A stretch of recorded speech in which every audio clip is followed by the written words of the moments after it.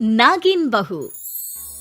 सास बहू का रिश्ता वैसे ही खींचातानी का होता है, लेकिन क्या हो जब ये तनाव पिछले जन्म से शुरू हो। इस औरत ने पिछले जन्म में मेरी माँ नागिन रूपमती को डंडे से मारा था। इस जन्म में इसकी बहू बनकर मैं उसका बदला लूंगी। बहू खड़ी होकर सास को घूर घूर कर बदला लेने का प्लान बना रही थी कि सास, हाय रे बहू, खड़ी खड़ी थक गई होगी, बैठ जाया कर, पैर में दर्द हो जाएगा। माँ जी, बड़ों के सामने बैठना मेरे संस्कारों में नहीं है। अरे बहू, कैसी बात कर रही है, बेटी है तू हमारी, बैठ जा। बहू बैठ जाती है। सास उसे चाय देती है। ये ले, मेरे हाथ की स्पेशल चाय। किस्मत हो तो भाभी जैसी, जो बैठे बैठे चाय मिल रही है, वो भी सास के हाथ की। हाँ हाँ, तुझे क्यों जलन हो रही है? अरे खुद तो चली जाएगी ससुराल। मेरा बुढ़ापा तो मेरी बहू के साथ ही है ना। बहू सास की बात सुनकर थोड़ा मुस्कुराती है, लेकिन अगले ही पल मन में सोचती है, नहीं नहीं नैना, तुझे बदलना नहीं है, ये सब इस औरत की चाल है, मुझे इससे बदला लेना है।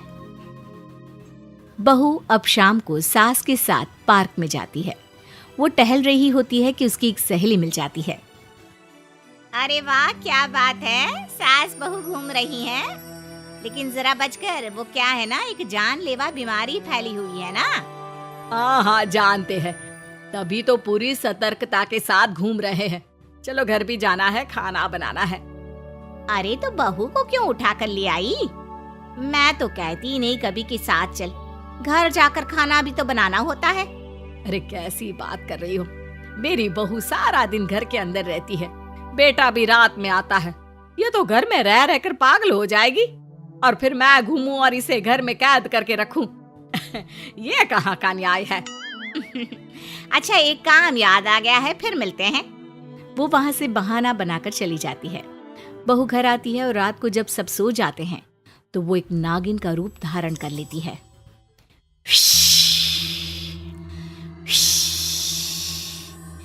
जाने कहाँ चली गई बुढ़िया, आज तो मैं इसका काम तमाम करके ही सांस लूंगी।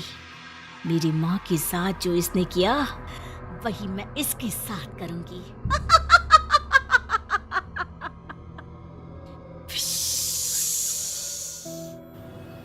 बहू सास को ढूंढ ही रही होती है कि पति की आवाज आती है। नैना, पानी लेने गई हो तो मेरे लिए आइसक्रीम ले आना फ्रीजर से, बहुत मन कर रहा है खाने का, और जरा जल्दी आना। नैना तुरंत बहू का रूप ले लेती है। अरे ये कैसे उठ गए, ये तो गहरी नींद में सो रहे थे, और इतनी रात में आइसक्रीम, मतलब अभी 1 घंटा और नहीं सोएंगे, तब तक तो मुझे ही नींद आ जाएगी। अरे कहाँ हो यार, अरे ये फिस फिस सी आवाज क्या आ रही है, देखो तो कोई चूहा है क्या? बहू खुद की तुलना चूहे से सुनकर गुस्सा हो जाती है। वो आइसक्रीम लेकर कमरे में आती है। क्या कहा? फुस फुस चूहा करता है, वो चीची चीची करता है, समझे? और फिस फिस करती है नागिन, इच्छाधारी नागिन। अरे यार क्यों डरा रही हो, आज के जमाने में इच्छाधारी नागिन वागिन कुछ नहीं होती, वो तो सिर्फ फिल्मों में होती है, श्रीदेवी वाली फिल्मों में। पत्नी अगले ही पल श्रीदेवी का रूप धर लेती है। पति देखता ही रह जाता है, लेकिन फिर वो नैना बन जाती है। नैना, श्रीदेवी आई थी।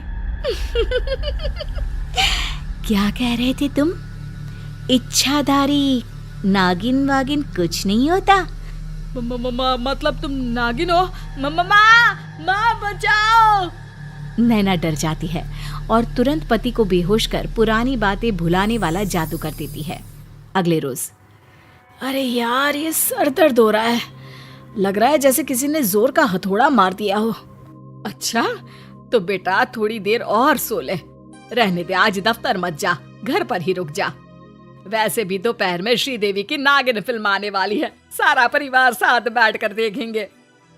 पति को मानो कुछ याद आने लगता है। अब श्रीदेवी माँ, कल रात में घर में श्री अरे दिमाग पर इतना जोर मत डालो, वैसे भी कम है। सही कहा बहू। दोनों सास बहू हंसने लगती है।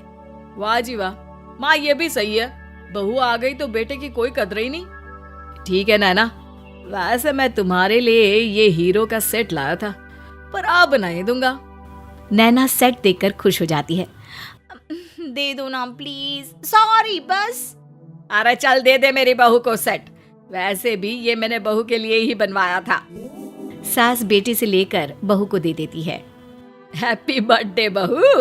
क्या आज नैना का बर्थडे है माँ? और क्या, तुझे तो कुछ भी याद नहीं रहता, बहू ने बताया तो था। नैना की आंख में आंसू आ जाते हैं कि माँ के मरने के बाद किसी ने उसका जन्मदिन मनाया नहीं था। नैना सास की पैर छूती है और फिर तुम दोनों कहीं घूम आओ, रात का खाना मैं बना कर रखूंगी। पति और नैना घूमने चले जाते हैं। पता है, मैं अपना जन्मदिन तकरीबन 200 साल बाद मना रही हूँ, विश्वास ही नहीं हो रहा। तुम भी ना क्या हमेशा मजाक करती रहती हो। नहीं, मैं सच कह रही हूँ। खैर, बात आई गई हो जाती है। दोनों पार्क में घूम रहे होते हैं कि पति अचानक नैना को धक्का दे देता है और नैना गिर जाती है। क्या कर रहे हो? क्या हो गया तुमको, गिर जाती तो? पति अचानक नैना को गले लगा लेता है और फिर रोने लगता है। पति का ये बदला हुआ रूप देखकर नैना पूछती है, क्या हो गया है, बोलोगे कुछ? मैं ठीक हूँ, रो मत। पति की आंख लाल हो जाती है। वो नैना को दिखाता है कि उसके पैर के पास से होता हुआ एक सांप निकल जाता है। बाप रे, ये काट लेता तो मैं मर ही जाती। नहीं, मैं तुम्हें कुछ नहीं होने देता।